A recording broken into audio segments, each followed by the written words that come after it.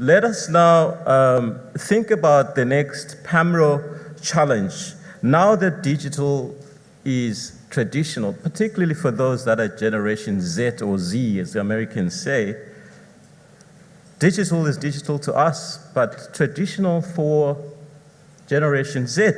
So what is the next, or where is the next stand for human beings? Where do we go beyond digital markets? That's a challenge that I'd like to give to all the researchers and the R&D teams within some of our top research companies. And maybe next year we could have a presentation on where do we go beyond digital markets.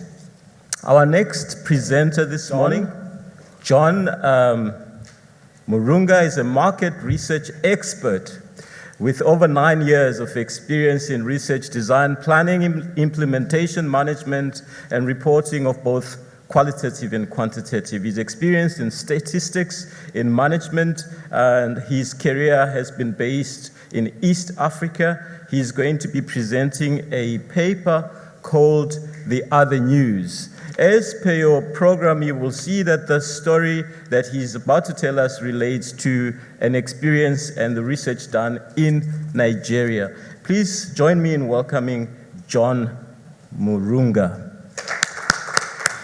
All right, good morning. It's not always the time when you get to be introduced by the president. So it's a real privilege that I get to be introduced to come on stage by the president. In Kenya, we call, presidents His Excellency. So thank you very much, His Excellency. All right, and before I even begin my presentation, I also want to just take the opportunity to thank Nelson for the wonderful evening yesterday. Besides, the fun that we had, it also helped me to see certain different things that I've not seen, that I probably would not have seen in my life. And that was seeing my former boss, who is the country president for Ipsos, doing some DJing skills. So thank you, Nelson, for allowing me to see that. All right. There is Agri-Orio. Now, before I begin my presentation, I have another story that I need to tell. I'm sure you've all had some very good experiences in Mauritius, and I'm sure if I asked by a show of hands, would have like every other person, voting to actually have, Pamro being held here next time. But I had an interesting experience when I came from the airport. So the flight that I came with was a late evening flight. So we arrived here at around 6 in the evening. I was with Joe Tin in the plane, as well as Maggie Reri. So when we had a very good reception, and we went to our rooms. And of course, the first thing when you do when you get into a room would be to settle your bags down, to get to, see where the window is, where the bathrooms are, just to make sure that you're comfortable. And I did the same. And of course, after that, you go and look for, paper, to understand, who do I dial if I had an issue, and stuff like that. So I'm sure you all got that letter. That said, don't wear shorts to the dinner place for men. But besides that, there's this other document that I got on my room. That was very interesting. So it has a French side and an English text. But I'm not very good with French. But when I looked at the document, I could see a word that caught my attention. Normally, I would have ignored this. But when I went to the English side, that's when I got a bit perplexed. Because again, where I come from East Africa. And the East Africans in the room, I think, could relate with my story. So it says, during your stay, you may meet a gecko. Now, that got me thinking. And the first thing I did was, the rooms that we are in, have lights at different places, right? You don't have just one light, right? So I literally went to every single light in the room and lit it, just to make sure, there was no gecko in the room, because where I come from, we don't look at geckos that way, right? But it continued. So I stopped there and actually made sure the lights were on and make sure there was no gecko in the room. Then it says, please don't worry, it's a small harmless animal. Now, where I come from, geckos are not harmless, yeah? In my side of the country, we actually believe that if a gecko landed on your skin, you would need a lot of rain and lightning for it to actually be removed from your skin. So that statement was like, I was like, what? I know these animals are dangerous. And I did end there. They say this little reptile endemic of the Mauritius is considered as a lucky charm. And I was like, what? Lucky charm, this is just taking it way overboard. But ladies and gentlemen, this is just an illustration of how different cultures across different countries would mean one thing to one people and another thing to other people, right? And brings me to my presentation today, which is titled The Other News. So this presentation is a case study that we did with Prime Media Initiatives, which is basically an agency that works out of the US, and it basically produces political satire content that helps to spread democracy in developing markets. So they reached out to Geopol for a piece of research work, and this work was done in Nigeria. I just stand here representing my team in Nigeria, and the client would have been here, but because of a clash in calendars, they were not able to make it to come for the session. So my presentation will be short, hopefully very interesting, and look forward to sharing learnings with you on how basically this study was conducted. Satirical news. This has been with us for a very long time, and I'm sure from there you can actually see faces that we're able to identify with. Lots of them are shows from the US that we have become accustomed to, and I'm sure on your left side you can actually see one of our own. When I say one of our own, I mean Son of Africa, as having one of the most popular shows in the US. And I think at some point during the time when Stewart was looking after the Daily Show, he was voted as some of the most trusted Americans with regard to news. So it's basically something that has taken center stage with regard to how news is shared. And PMI, which is basically Prime Media Initiatives, wanted to try this in Nigeria. But Africa and most African countries, and Nigerians in the room, please forgive me if I say something that doesn't put you in good light, yeah? But we're just out here to learn. So Africa, most African countries, we know that there is a lot of stifling with regard to how information is shared. There is political intolerance to news that doesn't, display the political, political establishment in good light. And of course, this means that, media, the way it's shared at times needs to be filtered. Besides the political suppression that is there's always local nuances that need to be navigated, properly. So things to do with, tribe differences, things to do with differences in religion, they come in and have a very strong inclination to how news is shared. But this is the idea that PMI had. Yeah, my name is OK. This is the show that you've been waiting for. America want to fight North Korea because their leaders want to find out who has the biggest button in the land. Meanwhile, in Nigeria, the only thing that can cause fights with other countries is jollof rice. This is my card. Okay. I am saying to the existing political class, game over. Get off the page. Wow. This is another way of presenting the news to people in ways that they actually want to sit down and, okay, fine, news can be good, and you need the news. In the news this week, Lagos State government sends a team of experts to deal with flooding in the state. What is politics and governance about? Is it to serve or is it to eat?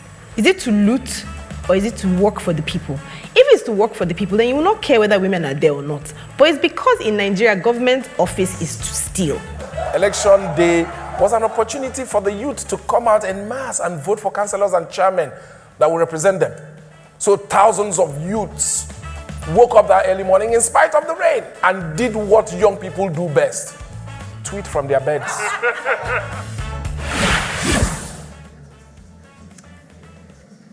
Now, from that content and from the reaction in the room, I can tell that there are some people who would have really loved that kind of content.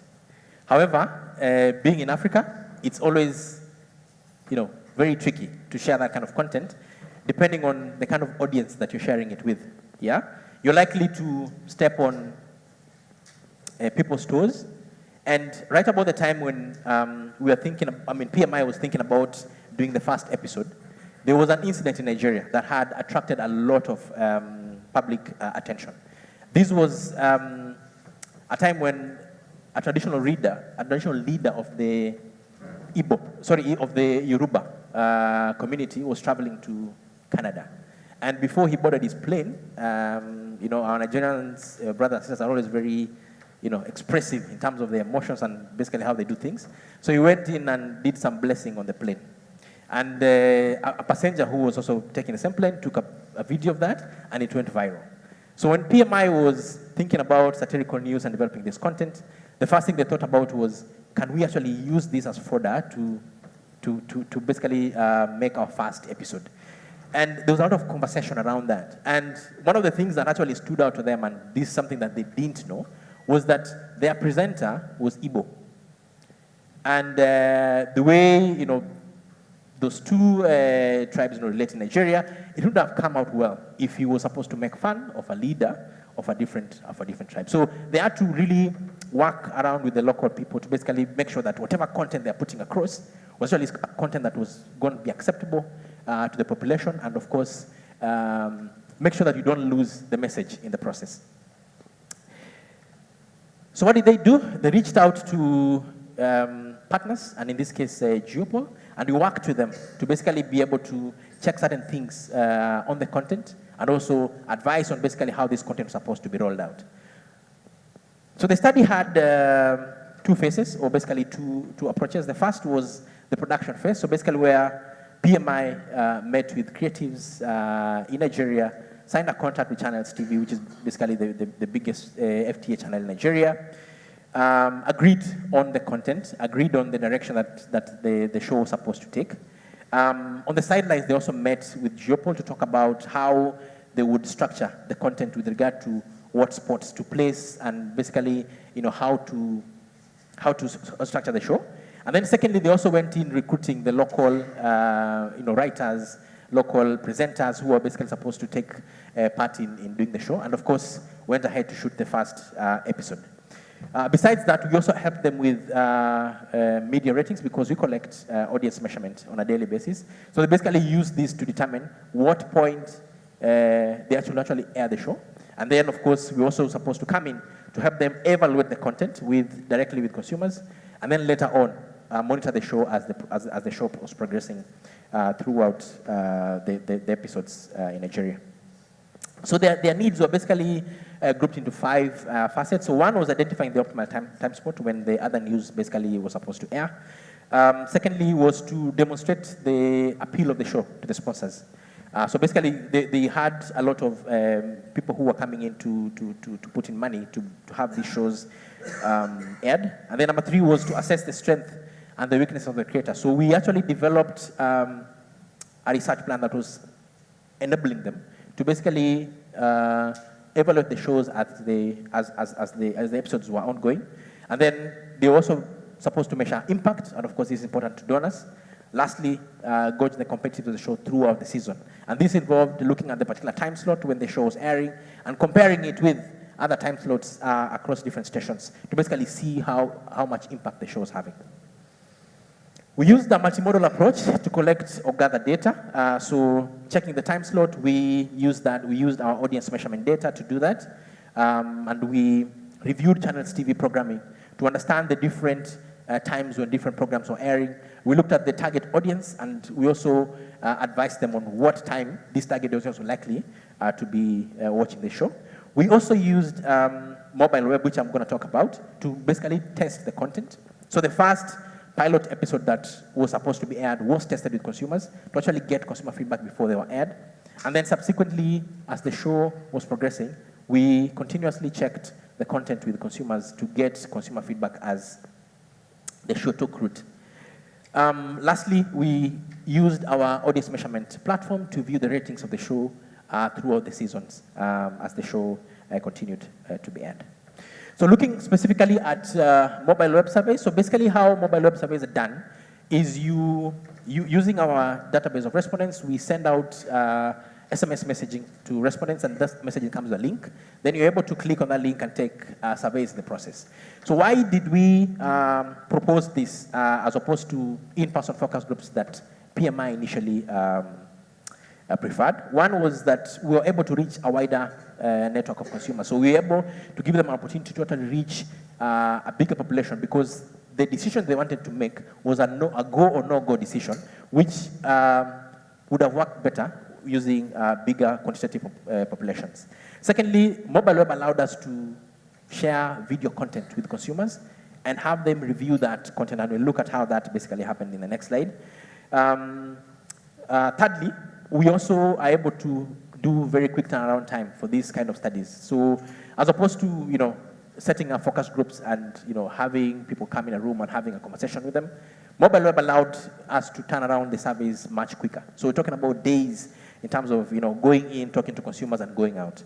And then lastly, they're of course convenient and overall cost effective compared to if you were to do quantitative focus group across the nation.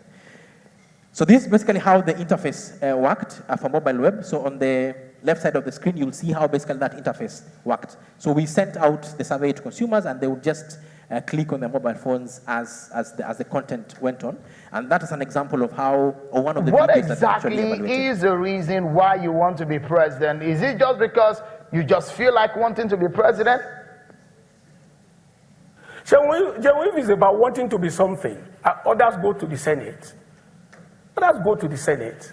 I have a state where all the senators are PDP, House of Reps PDP, the House of Assembly 26 PDP, 26 out of 26, Chairman PDP. I mean, sitting on a solid state.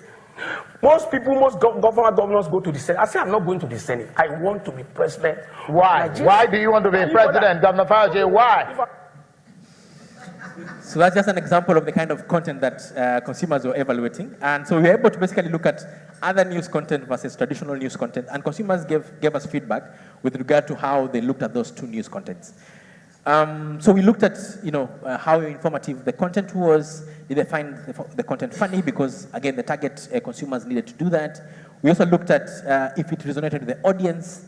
And of course, if it was memorable, because if it was memorable, then they're able to remember and be able to basically pass on this information. And one of the key things that we found out was that indeed satire news had a place within Africa, but of course there are elements that needed to be put in place to make sure that basically that properly worked.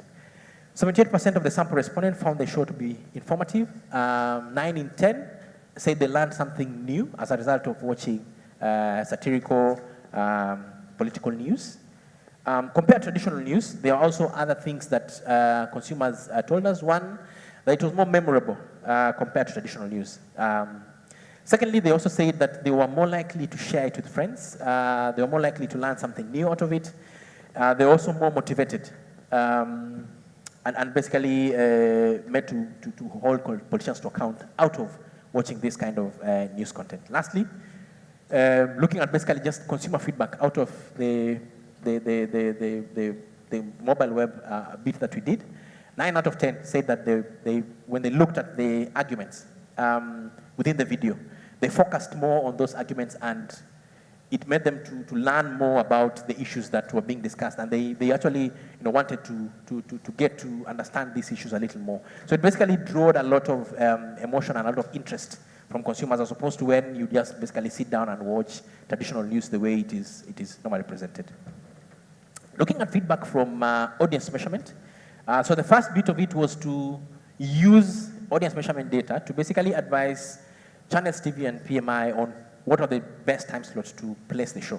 And we settled on Thursdays at 7:30 p.m. And as you will see in the next slide, over a period of the first season of the show actually went ahead to become one of the best rated shows within that time slot segment because of the way we actually positioned it in the market.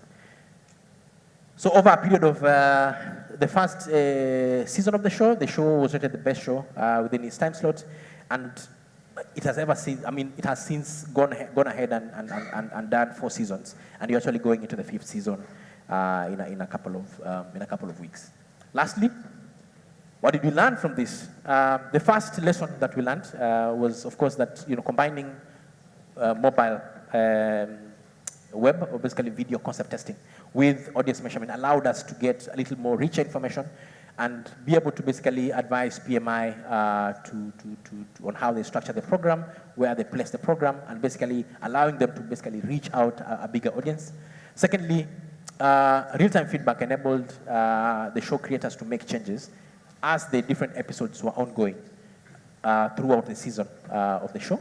And then thirdly, we were able to basically be able to prove that satirical content had a place in the continent and in Africa, but it needed to be packaged in a way that takes in consideration the different dynamics in the market. Before I leave, I would also want just to mention that the partnership that we had with PMI is ongoing out of the case study that we did, and we've been able to help them to work with NDI, USAID, UKAID to basically produce content for the gubernatorial elections in Nigeria, targeting young people and trying to push them to come out and vote. And we were also able to work on the content for the national elections, advising them on where to place the content, what stations to use to basically be able to reach out to different consumers. And this is an example of Nigeria Choices 2019. Election is here again, oh. So what do you need to vote? If you're registered like me, all you need to do is show up at your polling unit. Forgetting something? Okay, your phone. For an I don't vote selfie. And what again? A friend to gist with, some guguru and a deep sense of national duty and pride. What am I forgetting? Your PVC, Mr. Expert.